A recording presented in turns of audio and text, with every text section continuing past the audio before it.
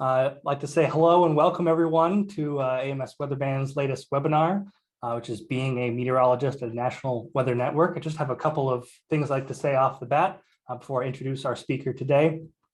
If you have questions during the webinar, please feel free to put them in the chat or the Q&A. I'll be monitoring both of those so that we can get your questions answered at the end when we've got time to kind of get into the Q&A portion of today's presentation. Other than that, please do stay muted while the presentation is going on. But at the end during the Q&A, if you'd rather do a verbal question, that's fine as well. But do just be respectful of everyone else's time and announce that you have a question. Other than that, I think that's all set for the rules. So I'd like to say thank you to Stephen for joining us today.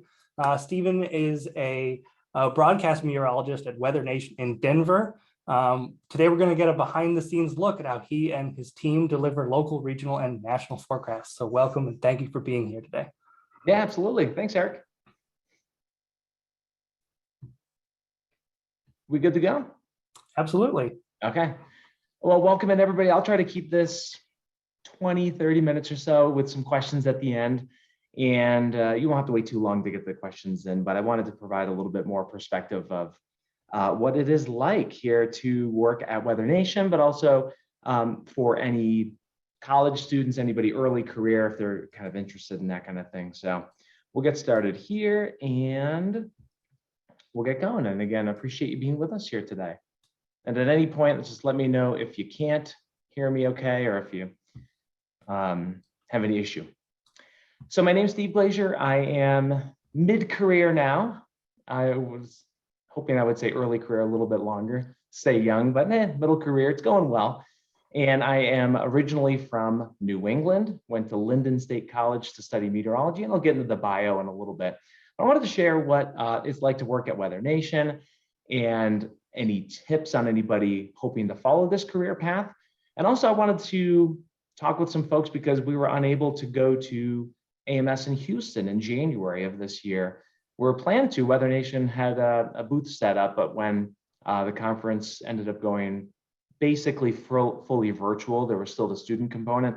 I wanted to still do something that fills that void that we were unable to fill earlier in January in Houston that ended up being virtual. Also, I'm part of the AMS Weatherband committee. I was part of a great team to help the Weatherband get going. So as a board member, I wanted to kind of share a little bit about what I do. So this is working at WeatherNation. So there's me. This is me in Florida, a little promo shoot at CBS 12 in West Palm Beach, Florida. You can tell by my permatan in South Florida. But I'm into my now 14th or 15th year, depends how you look at it. I graduated 2008 from Linden State College, which is up in Northeast Vermont. Many people don't hear about Linden State College outside of perhaps the meteorological community, but it's a very nice, small knit group and a great meteorology and a great broadcast meteorology program too. And they have many sectors that have even been added on after I left in terms of areas of meteorology you can go to. Now, while at Linden, I also had an associate's in television news because some alumni came back and said to get that first job in TV, it's always a good idea to have some news experience because you'll probably be working weekends. And then to make the full-time and fill the full-time gap, you'll have to do some reporting. So that was good, and I'm glad I did.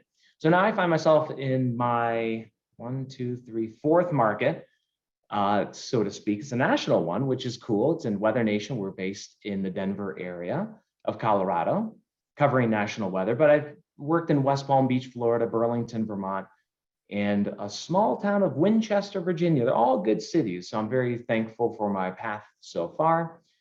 And right now we are in some windy conditions. In Denver, it's about 50. It's deceiving. It's sunny outside. You look outside, it looks nice, but we've had winds gusting to 60 today.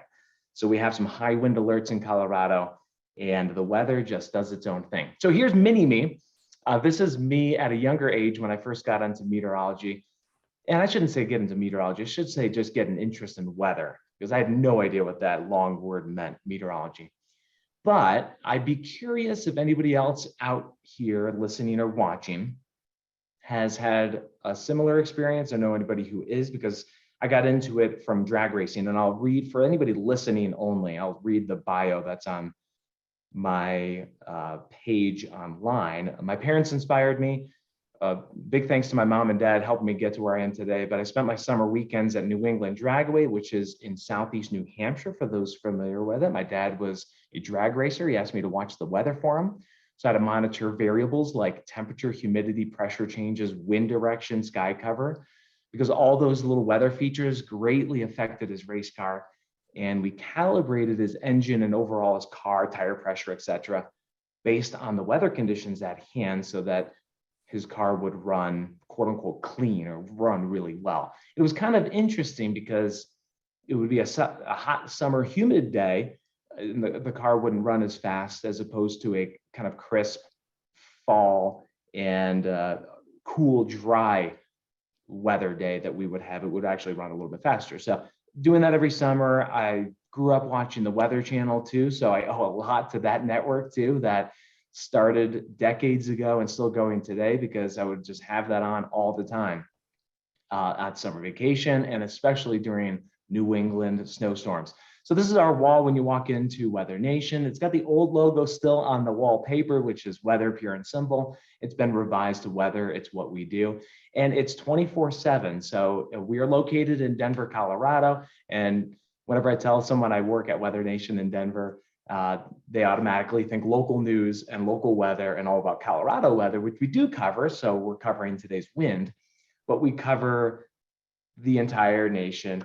And then we also hit some of the other top stories happening globally too. Not as hard, those are much shorter mentions, but it's a 24/7, 365 operation. So we have to come up with the content to continue to fill that hour and fill all of the times throughout the day. So as opposed to a local news station where you may have some programming like soap operas, game shows, primetime TV, we have to just kind of fill it all. So you have to get a little bit creative. I've worked in local news from 2008 to 2016, so about 8 years. Worked in local news, and now I'm going on about 5-6 years. Well, entering my 6th. I've done 5 years at WeatherNation. So in local news, so for instance, this was our viewing areas, 5 counties, all the way from Palm Beach to Okeechobee to Martin, St. Lucie, and Indian River counties in Southeast Florida. 5 counties, very tolerable, very doable. This was one of the morning temperatures. I did some weekend mornings there in West Palm Beach. So that was our viewing area, but now our viewing area is this. It's all across the nation. So you take 5 counties there in South Florida, and I don't even know the math. You multiply that by 50, 60, whatever it may be, even more than that, in terms of what we have for all of those counties, probably way more than that we have to cover there. So basically, kind of like the United States, kind of almost become our counties that you would have in a local news and a local broadcast. So working at WeatherNation, I have been very fortunate enough to be here, and so thankful to still be here and doing what I love, as you know, since I have been a kid. But you become an excellent ad-libber, and you end up talking about all these different things. So for instance, Hurricane Nate 2017, look at this, in October, landfall in the Gulf. Then there are some flood reports in the Northeast, so you could have these in a same day. Certainly well within the same week. All of these are different topics. Then all of a sudden you could be talking about summer heat from Iowa to Kansas, while you were just talking about New Hampshire and Vermont flooding, and Alabama and Mississippi being in the right front quadrant of a tropical cyclone. And then some record heat in Florida, or you could be talking about some monsoon season in Arizona, which is always so common in and around the month of August. Or some of my favorite, good old New England storms, nor'easters, love them. So that's my bread and butter right there, though they are a pain to forecast. And then Northern California, so the Sierra Nevada range, Mount Shasta, you get to learn a lot of city names, a lot of mountain ranges, and all these different parts of the country, and admittedly, even places I've never been to, which is much different than local news. So if you turn on the TV, you probably see something like this. This is very similar to what you may have seen this week. because we have had a tornado outbreak or a severe weather outbreak. And I did want to just mention, I hope everybody's okay. Everybody's friends and family are okay. It has been a busy week. Yesterday, we had about 36 tornado reports across the South. On Monday, we had about 24 in Texas. And then today, we have a tornado watch up in Pennsylvania and Ohio. So it's obviously spring. It's obviously severe weather season. But this is a picture taken in early December or late November, as you can see on the left-hand side of the screen there. There's me in the little box on the right, and then that's Oklahoma and Texas, and all those little black lines are the polygons. Those are most likely all severe thunderstorm warnings. So that's what you would see. And then on the bottom, you see the weather alert. They're rotating through various weather alerts regionally and nationally, from severe thunderstorm warnings to winter storm warnings and high impact weather alerts. Not every weather alert, but the higher impact ones. That's kind of what you see. What I see is this. So there's a lot going on, but we concentrate on the bottom left part. And for those listening, I'll explain what this is. And you have a radar, and you have a view. It's a 2 monitors, so there are a total of 4 monitors at the desk, but the left 2 concentrate on the radar coverage across the country. So that's always interesting, because you're talking about different parts of the country, different town names, different county names, or in Louisiana's instance, different parish names, not counties, but parishes.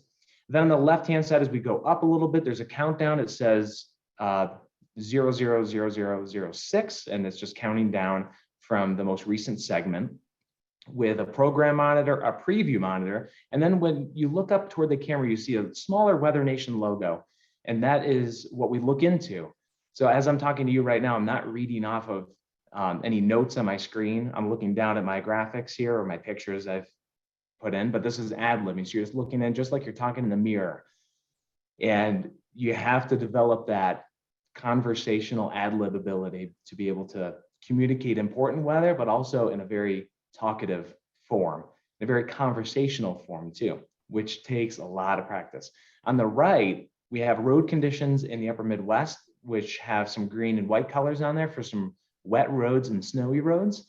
So this seems to me like this is taking some time in the winter time based on what I'm seeing here, and then a couple of other monitors for reference. So my typical day, and part of my day includes, actually a lot of my day, I should say, making graphics. So we make all our own weather graphics that you see on air. Some of them are automated. For instance, a 7-day forecast will pull data from what's called the NDFD.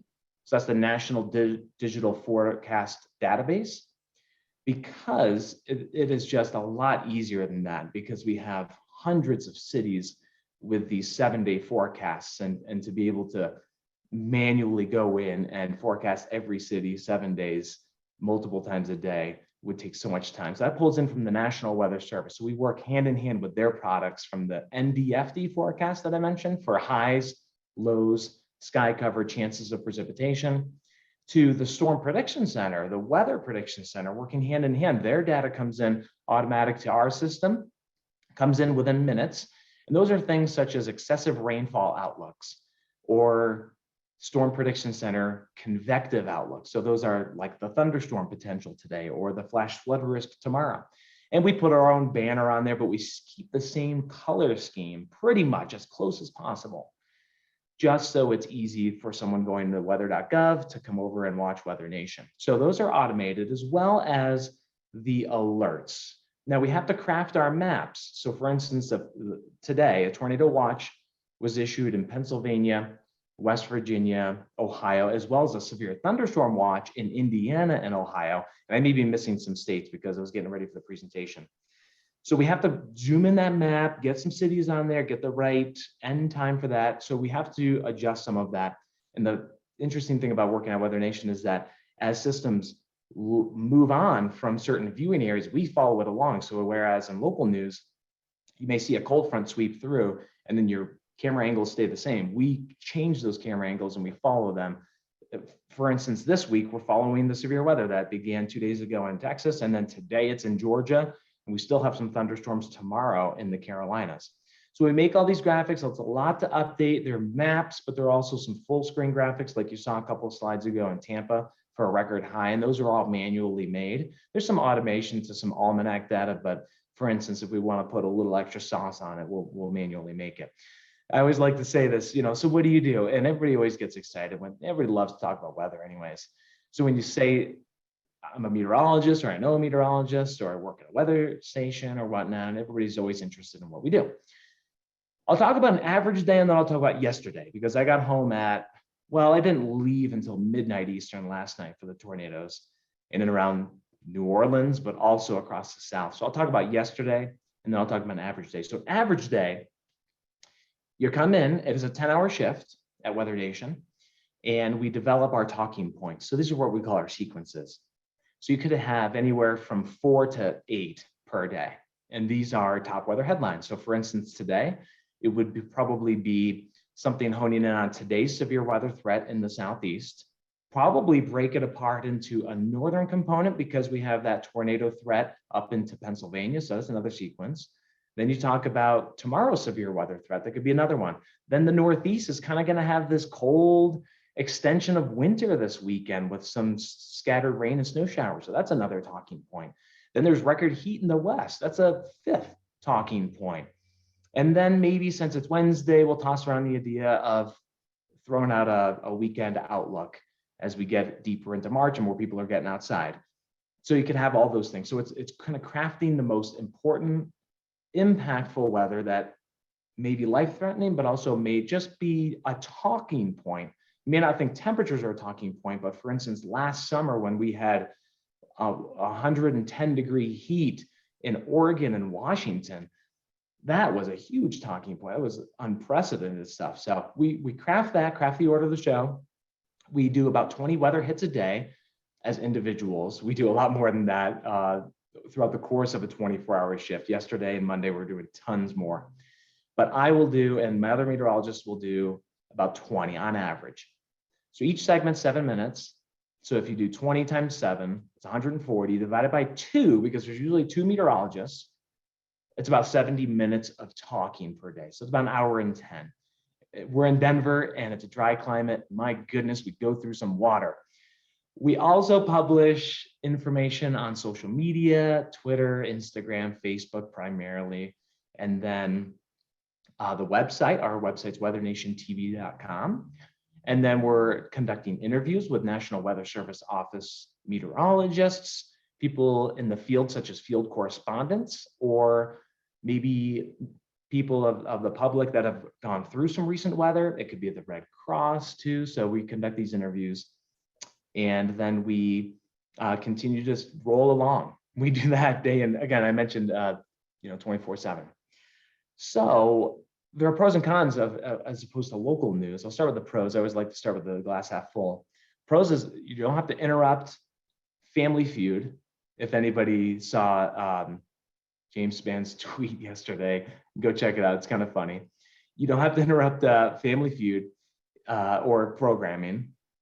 Big sporting events, you don't have to cover it up with you call a crawl. I've done that before. I worked at a CBS affiliate covering up golf, where the hole's at the bottom of the screen. Usually you cover it up with a weather logo. So none of that. You don't have to ask the directors to cut into programming. There's no sweep. So basically there's no rating periods. In local television, you have a lot of ratings period that determine the advertising revenue for the following quarter or year or whatever. And you can't take time off. So there are blocks of time you can't take time off. It's very restricting. So it's a lot more open. We have about a dozen meteorologists at WeatherNation that are on air, and then even more meteorologists behind the scenes.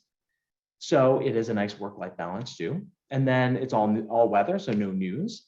Now on the contrary, it makes it a little bit difficult for news gathering, because in local news, you get the whole news team, reporters, anchors, news producers that have that newsy experience, and they'll gather all that data, because we do weather, but then weather oftentimes turns into news, like it did last night in New Orleans, where all of a sudden you have to gather data from whether it be the power company, the parish president of maybe St. Bernard Parish, for instance. So it gets on the newsy side, and that's difficult because we're so focused on weather. Severe stretches can get tiring, but they're worthwhile. And of course, you always have to, and they can get taxing too, because you see a lot of destruction and it weighs on you after a while. And then the wider maps for some events I'll go through, it can be tough because you get less detail. So we'll go through Hurricane Ida and then last night as well. Hurricane Ida, Louisiana, last year, major hurricane, went through rapid intensification in the Gulf of Mexico. So some things that were going for us with this event last year were that it was the daytime landfall. So we had a lot of daytime images. It's a lot easier to get through a storm, in my opinion, when you can, have the daylight and you can see. It was well forecast by the Hurricane Center in terms of the expectations. Hurricane prone area, yes, but at least people know what to do. It was tough because you had the same spot getting Katrina almost to the day of that Ida landfall. So there's sensitivity, and no two storms are alike. So the temptation is to compare it to Katrina, but every storm's different. You can kind of use some things as a benchmark. But the slow nature of Ida was really tough. This is me and Ben McMillan, our field correspondent. There's the eye. That's me drawing out the eye, which was going so slow. And in fact, Ida actually was even strengthening a little bit after its couple of landfalls in Louisiana. And then it was just that inland threat. So it was a long storm. For last night, it was kind of the same area, but much different story. Quick. Tornado warning, 7 o'clock Central Time, went out south of New Orleans in Jefferson Parish, and then it went north into the city, and then by 7:30 it was done. So a lot faster, but catching people off guard. So yesterday, for instance, was a severe weather day, much like December was in the tornado outbreaks. If you recall Mayfield, if you recall the Amazon plant up into the Mississippi River Valley, into Illinois, and into Missouri's area. These are events where we're constantly going in for 7-minute segments, taking a short 3-minute break, or then 7-minute segments. So you keep doing that throughout the hour. So 43 of the 60 minutes of each hour are on air with primarily 2 meteorologists. Sometimes you have one while the other gets some more information. Or you could have 3 or even more with correspondents. So it just depends on the situation. But yesterday was a very interesting day because we had severe weather. So I ended up recording some hits for the bank, just to have something in the bank, just in case we needed to opt into that. Pre-recorded segments that are forecast based with our top stories. And then we ended up what are called, maintaining live. So that's where you kind of, doesn't happen often, but you blow through the breaks, the commercial breaks. But that is really in the most dire situations. But we ended up doing that for New Orleans last night. This is December of 21, the Mayfield.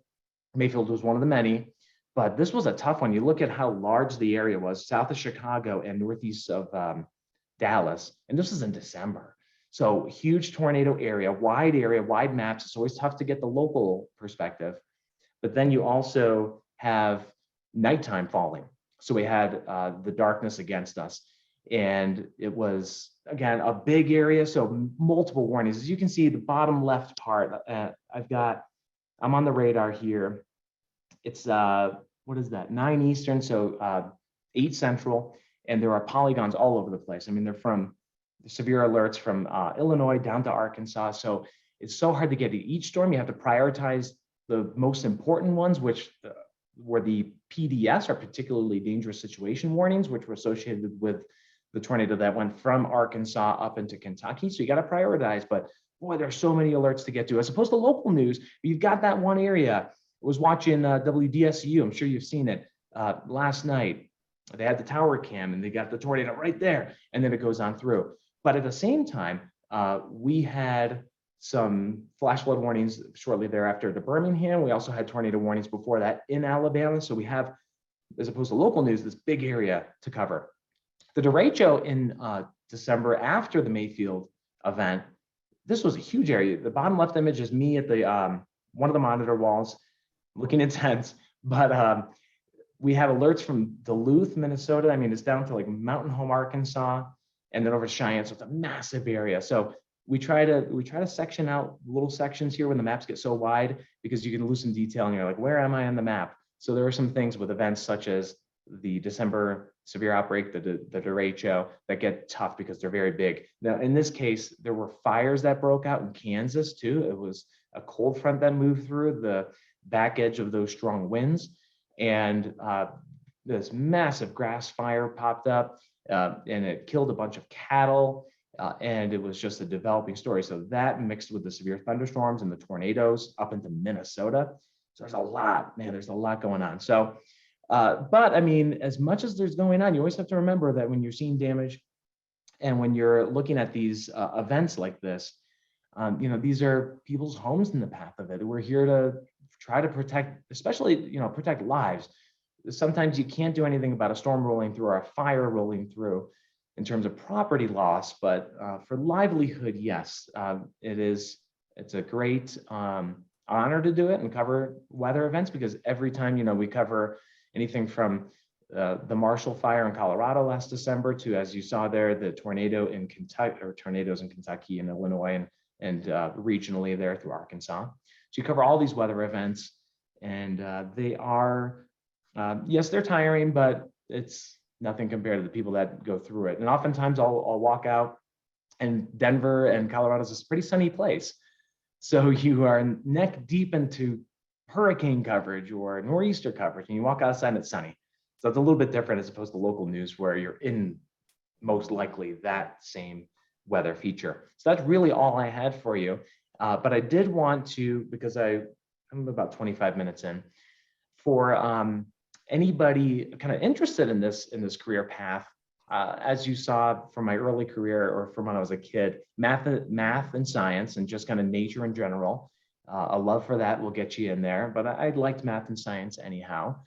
And then studying meteorology here at WeatherNation, we require the on-air meteorologist to have a degree, or at least a Mississippi State certificate. Mississippi State University's program has come a long way here in the past couple of decades and doing some good work. So meteorology degree, but I like at least a few years experience, and especially even news experience, because it gets you on that newsy side of having the thought after the weather moves through to still follow up with the news.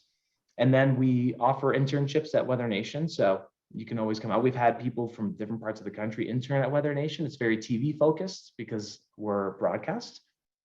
However, you can always come out, and I would just say, keep following your passion when it comes to weather too, in this day and age where weather just impacts us all the time, especially with a growing population. How you can find us though, WeatherNation, my favorite way is my app on my phone, Android or iPhone. You can download it, it's free, and then you can watch the live stream on there, and also some of the more recently recorded top weather headlines and videos. So that's my favorite, but we're on Amazon, PlayStation, Apple TV, Samsung TV, Roku, Pluto TV, all of those streaming services were on there, at least most of them. So that's it. That's all I had for you. Eric, I'm happy to take any questions or anything else that you have coming along. Do I have to give you any permission to talk, or you're good to go as a co-host? No. Thank you very much. I really appreciate you speaking with us today. So one of the questions that came in the chat was that I heard you mention the phrase outbreak. What exactly constitutes a severe weather outbreak by definition? Yeah, that definition is a tough one. I was saying it on air earlier on Sunday because I was working Sunday, and I was mentioning on air that we don't like to use the word outbreak that much. The Storm Prediction Center on Sunday, on its homepage at the top in red, had a regional severe weather outbreak possible. So we don't like to use that word much because it can definitely get people pretty scared, and we completely understand, especially if someone's gone through a severe weather outbreak. But I would classify it when it comes to the amount of storms and the intensity. I would start to use that term. I don't have any hard numbers in terms of what would classify an outbreak. For instance, there are some hard numbers for derecho and the amount of wind, but when there is the moderate or high risk from the Storm Prediction Center, then I feel pretty comfortable using that word to try to drive the point home about the importance of the weather moving in. When there's an enhanced risk of severe weather, so there are 5 categories, enhanced is the third one's right in the middle. I don't use that word because it's also a confidence level, so I don't use that as that. But when we had a moderate, we had 2 back-to-back moderate days, yesterday and Monday, so I felt that it was appropriate.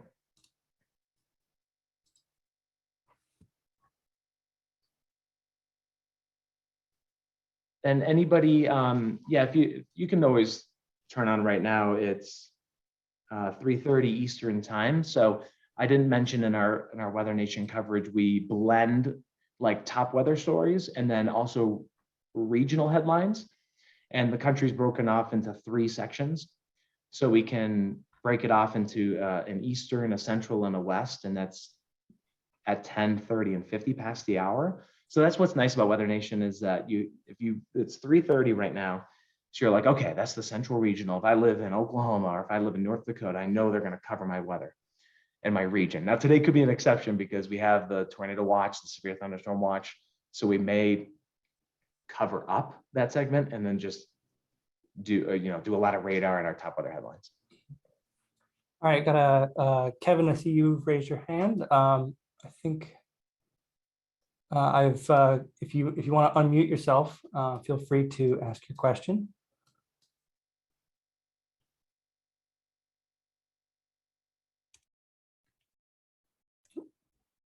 Oh, I don't think we can hear you right now. Kevin, I'm glad you're here. Kevin's been watching Weather Nation a while. I always appreciate the email and the back and forth. Viewer Kevin's from Florida, I believe. So it's good to see you on the line. All right, so we'll work on maybe fixing that. I got some other questions coming into the chat. Edward asks, it seems that segments are repeated every other hour or so, if he's correct. Yeah, we try to have some segments that are recorded that we can play a little bit longer on to give ourselves a break and then make some new weather graphics, make some new sequences and so forth. So we tape some, we like live to tape, and we kind of blend that in just so it kind of seems a little bit seamless and not that all of a sudden you would notice like, oh my goodness, this is pre-recorded and then all of a sudden tune out. But we do a blend, a blend of live and blend of some tape segments throughout the hours just to be able to take some time off and craft some things. On average, you could see a similar weather hit a few times through a morning, through an afternoon, if you were to watch like several hours in a row, because it would only repeat every hour. So it would be like at quarter past the hour every hour. All right. And Eli Bray asks or says, hi, Stephen, you probably recognize my name. My footage has been shown on Weather Nation. I've been interviewed once on the network. My question is, during large and impactful events, how many meteorologists are in the studio? So in the studio, we try to keep it contained in there. There's usually 2, pretty solidly 2, that someone is watching the radar, watching any trends with the latest alerts, such as tornado warnings or flash flood warnings.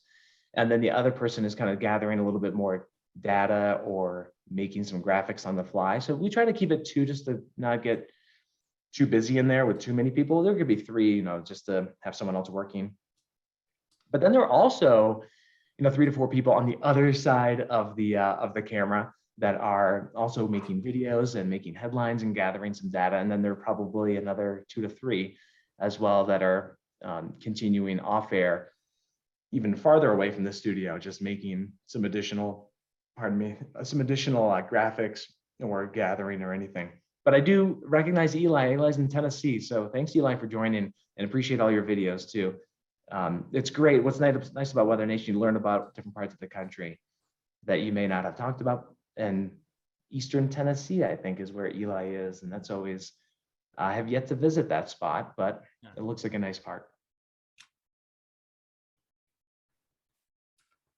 All right. We got a question from Nicholas, but Kevin, if you want to ask your question, feel free to. I think you're unmuted if you'd like.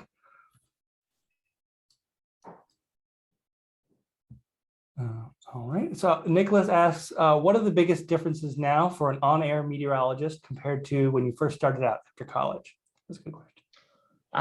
The biggest differences now are the amount of work. I mean, everybody always says they have, more things to do. The workload is increasing, but more of these TV stations are just becoming more multimedia sources. They're sending things out on, of course, their website and their online platform, but in social media, constantly doing some updates on there. Even when I started in 2008, Twitter wasn't really a thing. It was just kind of coming around then. And the smartphones were really a lot less capable than they are now.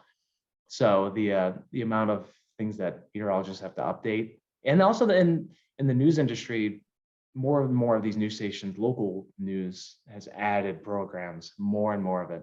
And even if they haven't added stuff on hours of coverage, let's say on a Fox affiliate, then they're streaming on their news channel on the app or streaming online. So they're still doing newscasts, but they're pushing them to different areas. So the workload's increased quite a bit. All right, thanks for that. And if anyone else has any questions, okay, we've got a couple from in the Q&A. Tavian asks, how do you alternate, or who decides to go out into the field for events? Okay, so we have a set team of people that'll go out and cover weather events all across the country. We've had them out yesterday in the south, and then to the south and west of there on Monday. So there's like a designated field team. So at WeatherNation, we have our core folks that stay in and maintain things from the studio perspective.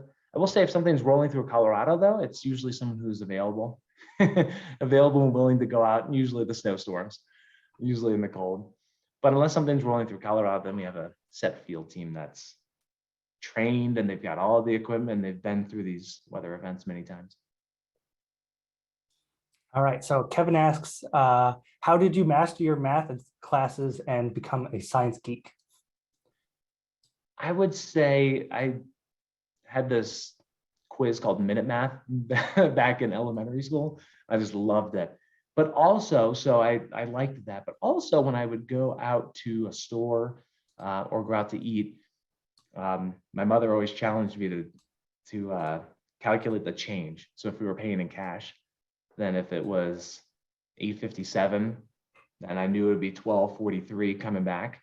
So just like change, just little things like that, learning. But then I had some good teachers throughout school. And then studying meteorology was very tough too, because there was a lot of calculus. The physics that we took was with calculus, kind of calculus-based physics, and a lot of math in college there, which was kind of a deterrent for some people that were interested in weather, but then they didn't really have that interest when it got to the math courses. But luckily we had a great class of meteorologists, including, I have to mention my wife, my beautiful wife, Karen's also a meteorologist. So we graduated together. So we had to work together to get through the meteorology program. All right, so leave some time for a few more questions. I actually had one. Okay. You mentioned earlier about your ability to ad lib and seeing how your job with the kind of not just the local focus, but across states and having to do a lot of different things. How did you develop your ability to ad lib kind of in that way? And did it take a long time for you to become proficient at it? Or was it something you picked up pretty quickly? It took a while for me, and I'm still working on it too. It takes a while, and my experience was just doing it over and over again. I did start really early on practicing in the bathroom mirror, just pointing and using my hands and not using them too much, not to be too fidgety. Or sometimes you see, I used to have the little chicken elbow, when you're doing a little stand up and your elbow starts moving randomly. So you work all those kinks out the more you do it. But also listening. I'm still working on listening, because my big thing now is to conduct really good interviews. And that's hard to do because you're always thinking of what's the next question I'm going to ask. But then you also have to listen too. So it's definitely some unique talent, but it is fun though, because then you can, well, no, in my opinion, you could have some real good conversations. And that would be my recommendation too for anybody that's maybe early career or still a student, is to talk and use your connections and resources and talk to people. It's always you never know who you're going to meet. All right, got another question coming in. What has been the most extreme weather event that you have covered? Well, it is tropical related, I'll say. because we had Hurricane Irene that eventually went to Tropical Storm Irene, moved through Vermont when I was a meteorologist there in Burlington. And where we were in Burlington, we had a couple to few inches of rain. There were like no impacts, but the rest of Vermont and southeastern Vermont and New Hampshire were just devastated by damaging flooding. And it was 4 to 8 inches of rain, which the forecast was spot on, but it just wiped out these roads, these beautiful covered bridges. So that was a very devastating impact to, and I know mostly rural area, but a beautiful area that doesn't get that weather too much. And then also I was in Hurricane Michael in what year was that? 2016. These storms blend together in my mind, but it was in 2016, I believe. So Hurricane Michael, or Matthew. No, excuse me, Hurricane Matthew, not Michael. Michael was the one up into the panhandle of Florida. Hurricane Matthew was the one going through the Bahamas, and I was in the Bahamas with the crew from West Palm Beach, CBS 12. So there were 4 of us riding out in Nassau. And that was intense. That went through, it passed just nearby us as a major hurricane. So that was intense to listen to the roar. I've never seen a tornado or anything, never been in that scenario. I'm not sure if I want to. They are really gnarly things. And then, I've been in my fair share of blizzards, but the tropical systems are definitely a different beast.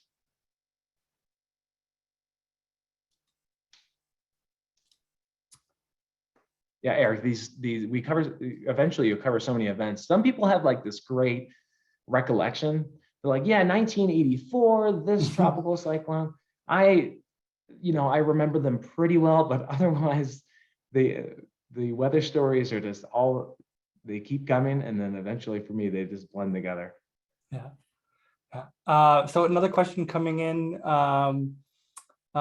Jay Huffman asks, I'm currently working on an essay for an English class in college. How did the movie Twister affect how you study meteorology? Twister got a lot of my age meteorologists, I know, got my wife into it for the interest getting sparked in meteorology. I definitely enjoyed it a lot. I was already kind of interested in it, because what did Twister come out? Was it it was the mid 90s, 96 comes to mind, somewhere mid 90s. But I was already interested in weather at like 1983, 1994. So I was already in there. So it solidified it for me. But that one was a movie. Definitely, that was a film that I know I've heard my fellow colleagues about my age too, that say Twister got them into weather, or at least got them interested in it. And then eventually they end up being a meteorologist. And I have to say, happy Meteorological Day. It's today, the 23rd of March. So thank you for having me today on World Meteorological Day. Oh, great to have you here. Julie asks, there are several wintertime cloud seeding operations across the Colorado area. Do you ever get questions or interviews regarding these types of projects going on? No, I never do, but they are definitely interesting too. Just in terms of that, I don't know if I want to use the word manipulation, but just that impact from the human impact. That is interesting. That's something I haven't looked into though, but I've definitely heard of it, especially when it comes to snow, or at least trying to get some more snow out of certain storms.